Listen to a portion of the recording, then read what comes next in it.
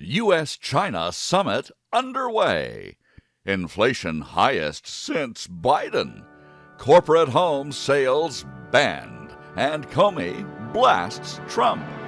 Greetings, humanity. Let's grok the news, starting with the most important story in the world today. Dateline, Beijing. President Donald Trump arrived in Beijing today for a high-stakes summit with Chinese President Xi Jinping as the U.S.-Iran ceasefire remains on life support. Trump is joined by top American executives, including NVIDIA CEO Jensen Huang and Elon Musk, for discussions centered on trade, technology, and Taiwan. The president stated clearly that while Xi could potentially help with Iran, the United States does not need China's assistance to reach a resolution. This marks Trump's return to China nearly a decade after his previous visit to a nation that has grown significantly more assertive. The trip comes as global markets react to ongoing Middle East tensions. Trump has emphasized American strength and direct leadership rather than relying on third-party mediation in the Iran conflict, although he has said Pakistan has been very helpful. The summit carries major implications for U.S. economic interests and national security. Discussions are expected to address supply chains, tariffs, and strategic competition. Trump's delegation highlights the importance of American innovation and business engagement, even amid rivalry.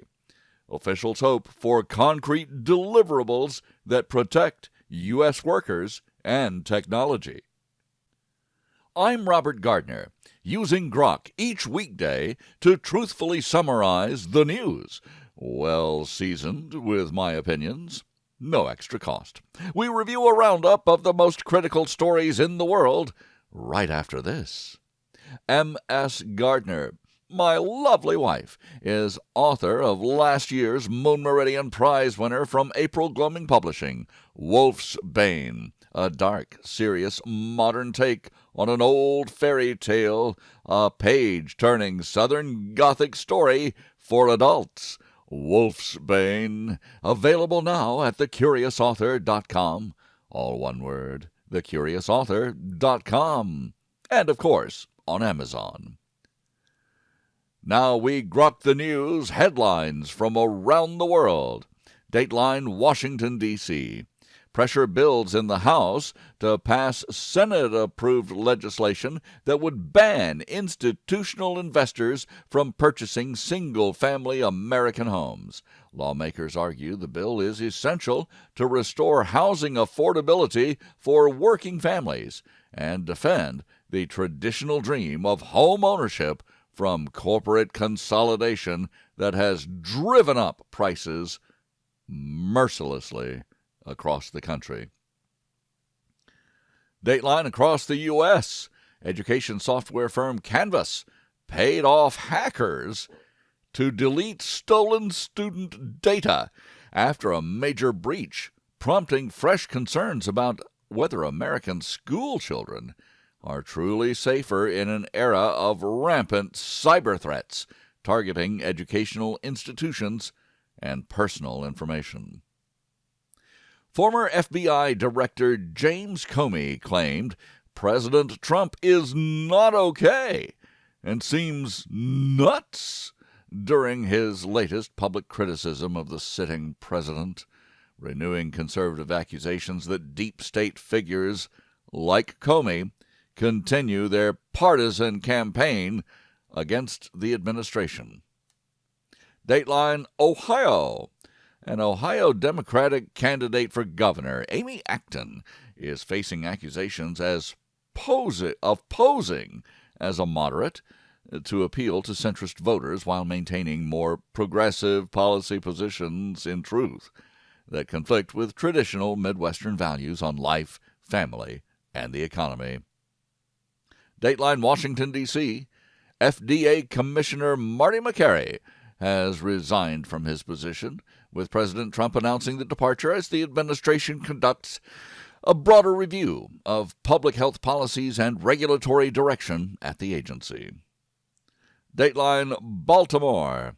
The operator of the Dali cargo ship and a key supervisor face criminal charges for their alleged roles in the deadly 2024 Baltimore bridge collapse that killed several people and disrupted East Coast shipping for months. Dateline London.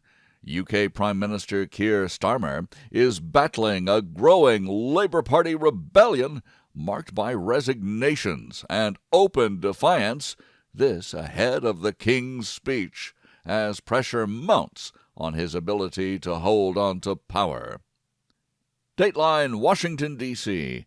Breitbart Business Digest analysis reveals the April inflation report was even worse than initial figures indicated, with energy cost surges from the Iran conflict adding significant pressure on American household budgets. Dateline Washington. The Department of Homeland Security has named David Venturella as the new acting ICE director as the Trump administration moves forward with stronger border security and immigration enforcement priorities.